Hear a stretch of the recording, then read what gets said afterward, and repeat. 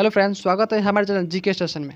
इस वीडियो में हम एसएससी सीएचएसएल द्वारा 2024 में जितने भी जीके के क्वेश्चन को पूछे गए हैं उन क्वेश्चनों को इस वीडियो में हम करेंगे, तो वीडियो को अंत तक जरूर देखिएगा। चलिए वीडियो को स्टार्ट करते हैं।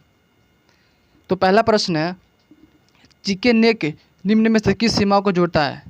यानी जीके नेज निम्न में से किस सीमाओं को जोड़ता है? भारत चीन, भारत बांग्लादेश, भारत म्यांमार, भारत नेपाल। तो चिकन नेक भारत और बांग्लादेश को जोड़ता है। ठीक है, आगे चलते हैं। तो दूसरा प्रश्न है, सालारगंज संग्रहालय कहाँ है? देहरादून कि लखनऊ कि हैदराबाद या पटना? इसका सही उत्तर हो जाएगा ऑप्शन सी, हैदराबाद। ठीक है, हैदराबाद में सालारगंज संग्रहालय है। आगे बढ़ते हैं। तो तीसरा प्रश्न है, नलकूप का प्रयोग किस क्षेत्र में होता है?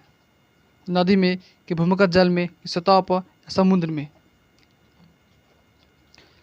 तो नलकूप का प्रयोग भूमिगत जल को निकालने के लिए किया जाता है। ठीक है, ये सारे क्वेश्चन एसएससी सीएचएस 2024 में पूछा गया है। ठीक है, तो सारे क्वेश्चन आपके लिए बहुत ही इंपॉर्टेंट होने वाला है, तो वीडियो को अंत तक जरूर देखिएगा। तो चौथा प्रश्न है, किस महाद्वीप में सरीसृप नहीं पाया जाता है? एशिया कि अफ्रीका कि यूरोप कि अंटार्कटिका? तो इसका सही उत्तर हो जाएगा ऑप्शन डी, अंटार्कटिका में एक भी सरीसृप नहीं पाया जाता है। आगे बढ़ते हैं। तो पांचवा प्रश्न है, लोकसभा अध्यक्ष अपना त्यागपत्र किसे देता है? यानी कि लोकसभा का अध्यक्ष अपना त्यागपत्र किसे देता है? राष्ट्रपति को, उपराष्ट्रपति को कि प्रधानमंत्री को या लोकसभा उपाध्यक्ष को? तो इसका सही उत्तर हो जाएगा ऑप्शन डी, लोकसभा उपाध्यक्ष को देता है। ठीक है, नेक्स्ट प्रश्न है, दंत चिकित्सक ऑर्थो दर्पण का उपयोग करते हैं क्योंकि इस पर निर्मित प्रतिबिंब होता है। यानी कि ऑर्थो दर्पण पर कैसा प्रतिबिंब होता है? वास्तविक और बड़ा कि आभासी लेकिन धुंधला, वास्तविक लेकिन उल्टा या आभासी और बड़ा? तो इसका सही उत्तर हो जाएगा ऑप्शन डी, आभासी और बड़ा बनता है। ठीक है, सातवां प्रश्न है, गाड़ियों के हेडलाइट में प्रयुक्त दर्पण कौन सा होता है? यानी कि गाड़ी के हेडलाइट में कौन सा दर्पण का प्रयोग करते हैं? समतल दर्पण का, समतल उत्तल दर्पण का या अवतल दर्पण का, उत्तल दर्पण का? तो गाड़ियों के हेडलाइट में हम अवतल दर्पण का उपयोग करते हैं। ठीक है, आगे चलते हैं। आठवां प्रश्न है, एक अवतल दर्पण के वक्रता केंद्र पर एक वस्तु रखी गई है, तो इसका प्रतिबिंब कहाँ बनेगा? फोकस और वक्रता केंद्र के बीच पर, फोकस पर, वक्रता केंद्र के परे या वक्रता केंद्र पर? तो इसका सही उत्तर हो जाएगा ऑप्शन डी, वक्रता केंद्र पर। ठीक है, आगे चलते हैं। तो 9वां प्रश्न है, ALU का पूर्ण रूप क्या है? यानी कि ALU का पूर्ण नाम क्या है? एक्सेस लॉजिक यूनिट या एरी लॉजिक यूनिट या अर्थमेटिक लॉजिक यूनिट या आर्टिफिशियल लॉजिक यूनिट? तो ALU का फुल फॉर्म हो जाएगा option C, arithmetic logic unit. ठीक है, आगे चलते हैं। तो 10वां प्रश्न है, भाषा जिसे कंप्यूटर समझता है, निष्पादित करता है, वो कहलाती है? अमेरिकन भाषा कि मशीनरी भाषा कि गुप्त पंचल भाषा? इनमें से कोई नहीं। तो इसका सही उत्तर हो जाएगा ऑप्शन बी, मशीनरी भाषा, यानी कि मशीनी भाषा हो जाएगा सही उत्तर इसका। आगे चलते हैं। तो 11वां प्रश्न है, कंप्यूटर भाषा जावा के आविष्कारक कौन है? IBM कि माइक्रोसॉफ्ट कि सन माइक्रो सिस्टम या इन्फो सिस्टम? तो जावा भाषा के आविष्कारक सन माइक्रो सिस्टम ने किया था। ठीक है, आगे चलते हैं। तो 12वां प्रश्न है, डाटा के प्रेषक की गति को मापने के लिए समांतर प्रयुक्त एकक है? मेगाहर्ट्ज, संप्रेषित प्रति सेकेंड, बीट प्रति सेकेंड या नैनो सेकेंड? तो डाटा की गति को मापने के लिए हम बीट प्रति सेकेंड का उपयोग करते हैं। ठीक है, 13वां प्रश्न है, उत्तरी अमेरिका के शीतोष्ण घास स्थल को इस नाम से जाना जाता है? पम्पास के या डाउन्स के, स्टेपी के या प्रेयरी के? तो उत्तरी अमेरिका के घास के मैदान को हम प्रेयरी कहते हैं। ठीक है, आगे चलते हैं। 14वां प्रश्न है, सामान्य घास भूमियाँ पाई जाती है? यानी कि सामान्य घास का मैदान कहाँ पाया जाता है? मध्य एशिया में, कि उत्तरी अमेरिका में, या कि उत्तरी मध्य अफ्रीका में, या ऑस्ट्रेलिया में? तो इसका सही उत्तर हो जाएगा ऑप्शन सी, उत्तरी मध्य अफ्रीका में पाया जाता है। ठीक है, घास का सामान्य घास का मैदान। ठीक है, आगे बढ़ते हैं। तो 15वां प्रश्न है, किस क्षेत्र के चारागाह को बेल्ट कहा जाता है? बेल्ट आयरलैंड को, या कनाडा के, या ब्राज़ील के, या दक्षिण अफ्रीका के? तो इसका सही उत्तर हो जाएगा ऑप्शन डी, दक्षिण अफ्रीका के। ठीक है, आगे बढ़ते हैं। 16वां प्रश्न है, कनाडा के मध्य आकांक्षीय घास के मैदान को कहते हैं? प्रेयरी, की पंपास, के स्टेपी, या डाउन्स? तो इसका सही उत्तर हो जाएगा ऑप्शन ए, प्रेयरी। ठीक है, आगे चलते हैं। 17वां प्रश्न है, हमारे शरीर में आनुवंशिकता की इकाई को क्या कहते हैं? गुणसूत्र, के डीएनए, के जीन, या केंद्रक? तो इसका सही उत्तर हो जाएगा ऑप्शन सी, जीन। ठीक है, आगे चलते हैं। तो 18वां प्रश्न है, जीवों में आनुवंशिकी लक्षण संतान में ले जाते हैं? राइबोसोम द्वारा, क्रोमोसोम द्वारा, प्लाज्मा द्वारा, लाइसोसोम द्वारा? तो इसका सही उत्तर हो जाएगा ऑप्शन बी, क्रोमोसोम द्वारा। ठीक है, 19वां प्रश्न है, निम्नलिखित में से कौन से सूक्ष्मजीव जैव उर्वरक के रूप में प्रयोग होते हैं? साइनोबैक्टीरिया, प्रोटोजोआ, विषाणु, उपयुक्त में से सभी? तो सूक्ष्मजीव जैव उर्वरक के रूप में हम साइनोबैक्टीरिया का उपयोग करते हैं। ठीक है, 20वां प्रश्न है, 2,4-D क्या है? एक कीटनाशक है, या एक विस्फोटक है, या एक कवकनाशी है, या एक खरपतवारनाशी है? तो 2,4-D एक खरपतवारनाशी है। ठीक है, 21वां प्रश्न है, होमी भाभा पुरस्कार निम्न में से किस क्षेत्र में दिया जाता है? सैद्धांतिक भौतिकी में, या कॉस्मिक किरण भौतिकी में, या लेजर भौतिकी में, या अंतरिक्ष अनुसंधान में? तो इसका सही उत्तर हो जाएगा ऑप्शन बी, कॉस्मिक किरण भौतिकी के क्षेत्र में होमी भाभा पुरस्कार दिया जाता है। ठीक है, आगे चलते हैं। इसका प्रश्न है, भारतीय रिजर्व बैंक यानी कि आरबीआई ने 14 मार्च 2019 को किसे निजी बैंक घोषित किया है? आईबीडीआई को, या यूको बैंक को, या पीएनबी को, या बैंक ऑफ बड़ौदा को? तो आरबीआई ने अपना निजी बैंक आईडीबीआई को घोषित किया है। ठीक है, 23वां प्रश्न है, वैदिक लोगों द्वारा किस धातु का प्रयोग सबसे पहले किया गया था? चांदी का, कि सोना का, कि लोहा का, या तांबा का? सही उत्तर जाएगा ऑप्शन सी, लोहा का। ठीक है, आगे चलते हैं। तो 24वां प्रश्न है, होमो सेपियंस पद का शाब्दिक अर्थ है? मानव बुद्धिमान, मानव सर्वोच्च, या मानव सर्वभक्षी, या मानव मूर्ख? तो होमो सेपियंस का अर्थ होता है मानव बुद्धिमान। ठीक है, आगे चलते हैं। 25वां प्रश्न है, 1857 के स्वतंत्रता संग्राम के समय इंग्लैंड के शाही तख्त पर कौन विराजमान था?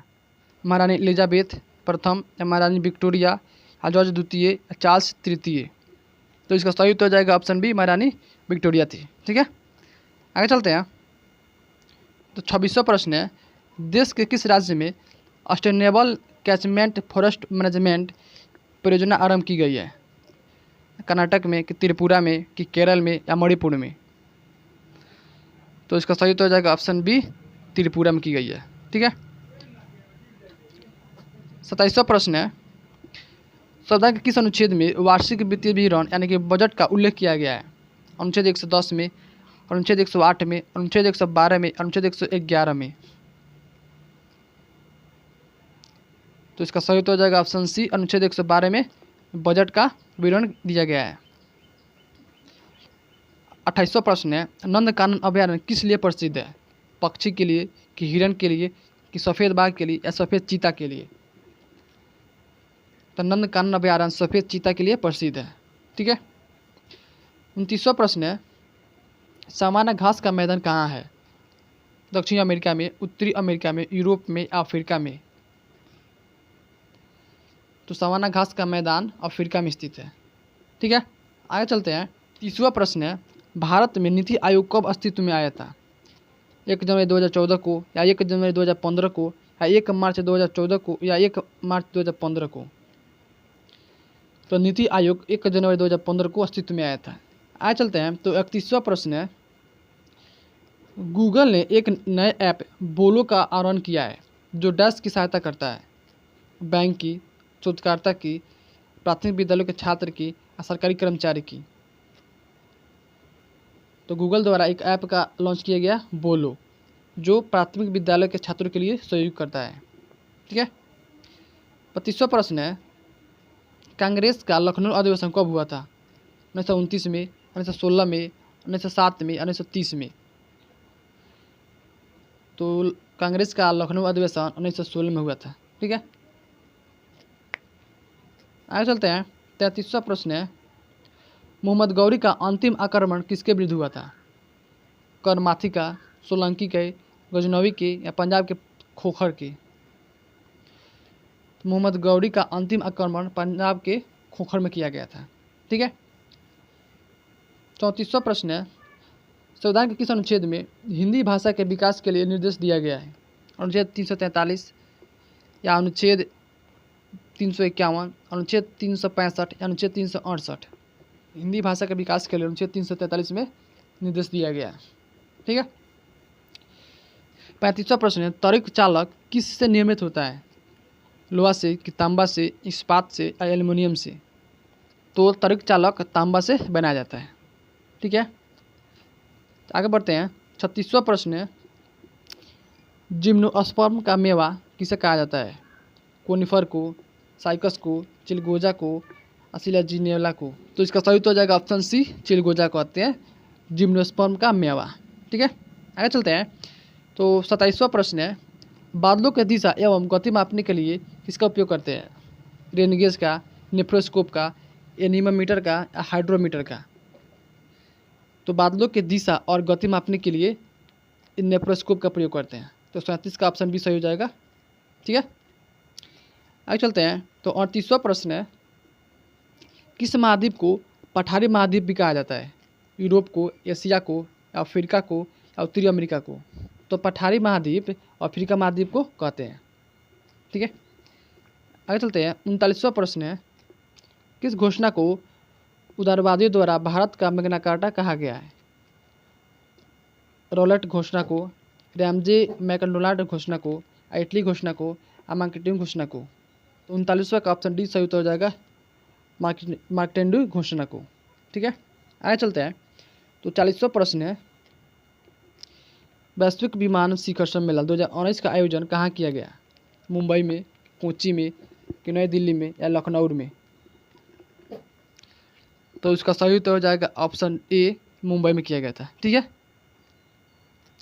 आगे चलते हैं। तो 41वां प्रश्न है, राज्य के प्रत्यक्ष कर के अंतर्गत शामिल नहीं है, यानी राज्य के प्रत्यक्ष कर के अंतर्गत शामिल नहीं है बिक्री व्यापार कर, भू राजस्व कर, व्यवसाय कर, या कृषि आय पर कर? तो इसका सही उत्तर हो जाएगा ऑप्शन ए, बिक्री व्यापार कर शामिल जो नहीं है किसमें? राज्य के प्रत्यक्ष कर में।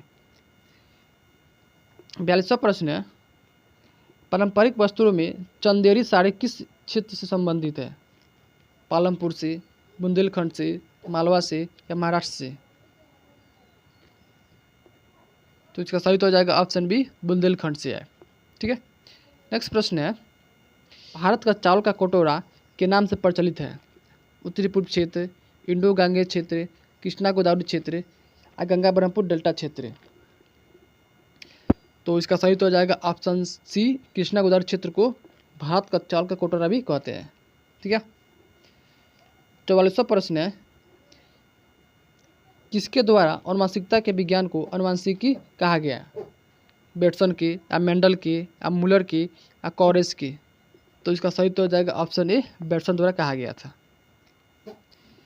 आगे चलते हैं। 45वां प्रश्न है, राष्ट्रीय आय निकालने के लिए एनएनपी में से किसे घटाया जाता है? ब्याज को, इमदाद को, अप्रत्यक्ष कर को, या पूंजी उपयोग छूट को? तो इसका सही उत्तर हो जाएगा ऑप्शन सी, अप्रत्यक्ष कर को घटाया जाता है। 46वां प्रश्न है, तांबा का शत्रु तत्व कौन सा है? तांबा का शत्रु तत्व कौन सा है? कार्बन, नाइट्रोजन, हाइड्रोजन या गंधक। गंधक को कार्बन का शत्रु भी कहते हैं, ठीक है, बहुत ही खतरनाक होता है। 47वां प्रश्न है, मेक इन इंडिया कार्यक्रम का लोगो क्या है? चीता है कि हाथी है कि शेर है या कंगारू है? तो मेक इन इंडिया का लोगो शेर है। क्या है? शेर। 48वां प्रश्न है, भारत का मूल संविधान कहाँ से प्रकाशित किया गया था? दिल्ली से, कोलकाता से या देहरादून से या मुंबई से? तो भारत का मूल संविधान देहरादून से प्रकाशित किया गया था, ठीक है। आगे चलते हैं। तो 49वां प्रश्न है, रेणुका जी बहुउद्देशीय परियोजना पर केंद्र तथा 10 राज्यों के बीच समझौते पर हस्ताक्षर किए गए हैं। यानी कि रेणुका जी बहुउद्देशीय परियोजना पर केंद्र तथा कितने राज्यों का समझौता किया गया है? 6, 5, 4 या 8? तो 49वां का सही तो हो जाएगा ऑप्शन ए 6, ठीक है। 6 राज्यों का समझौता किया गया है। आगे चलते हैं। 50वां और अंतिम प्रश्न है, कंपनशील रज्जु के व्यवहार का अध्ययन करने के लिए किस उपकरण का प्रयोग किया जाता है? हाइग्रोमीटर का, सोनोमीटर का, बैरोमीटर का या हाइड्रोमीटर का? तो इसका सही तो हो जाएगा ऑप्शन बी सोनोमीटर का, ठीक है।